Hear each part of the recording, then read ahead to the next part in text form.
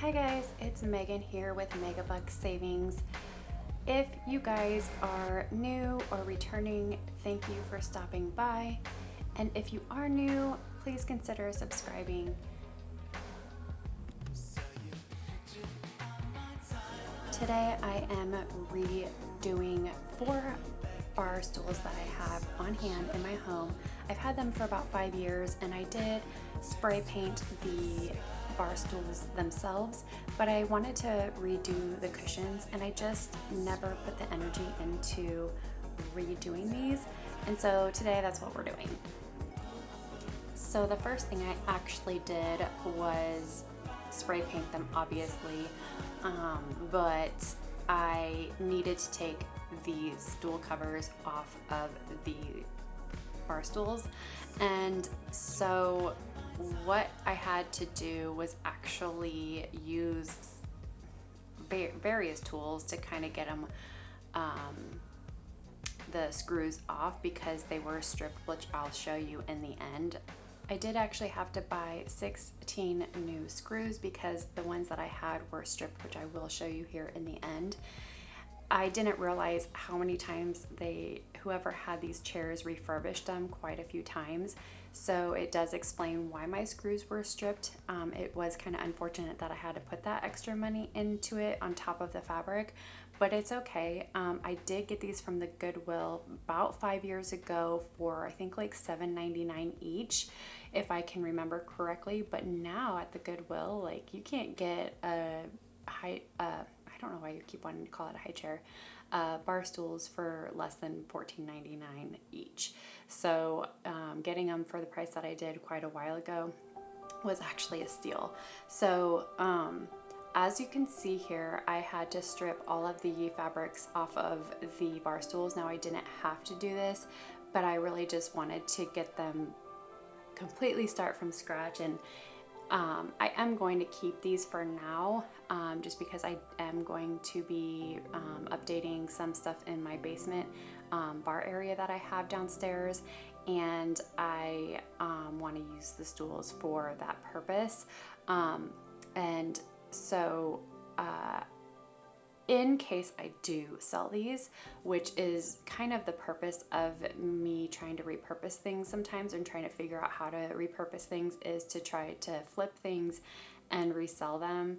But if I ever do want to resell these, I would want to start from scratch. Now, if I were actually buying it from somebody myself, I would have wanted, everything to be freshened up. So I did my best with getting all of the layers off and all the nails out, but when you get to that actual black layer, it was really quite difficult. So you can kind of see here the leftovers, and I did not want to put the manpower into it, and just because it really was time consuming taking all 3 of those layers off.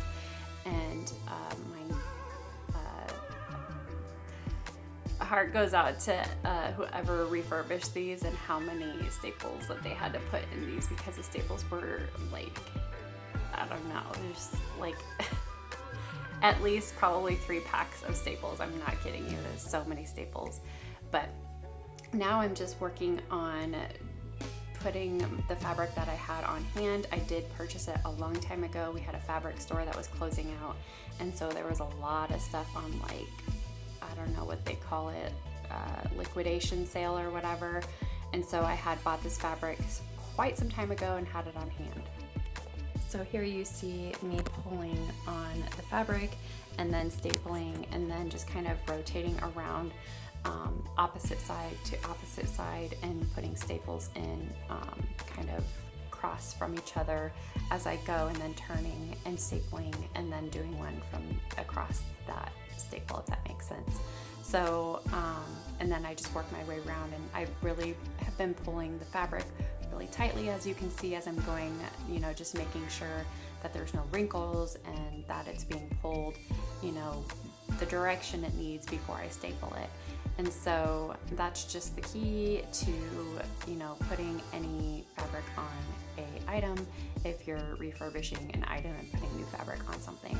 So I don't want to over pull, because if I over pull, you can kind of see that texture pulling in different directions, and so it would kind of look like zigzag instead of just like a, you know, layered on there nicely. So if that's making any sense to you, I'm not a professional, but I just like recreating and refurbishing, and sometimes making a little extra cash by doing it, and then sometimes just enjoying it for myself in my own home.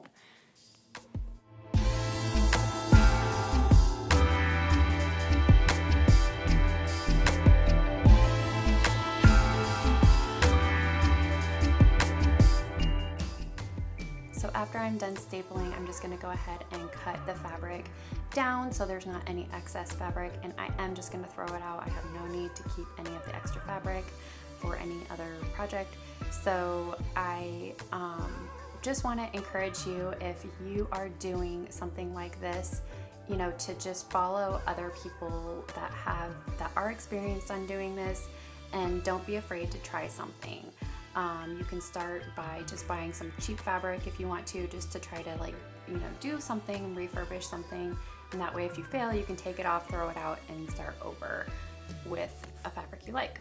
So at the end here, I'm just putting the backing back on it. This is the backing that was used probably 50 billion times when they've refurbished these, so I'm just going to staple it back on. It's completely fine to do that. I don't need to, you know, recreate the wheel.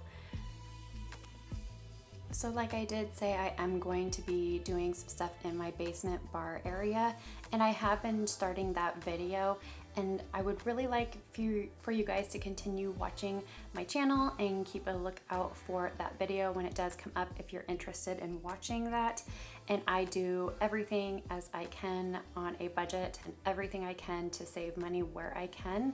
That way I'm not overspending on anything. If I can do something, you know, that is gonna not cost me as much and just try to do it on my own, I'm gonna certainly do that where I can.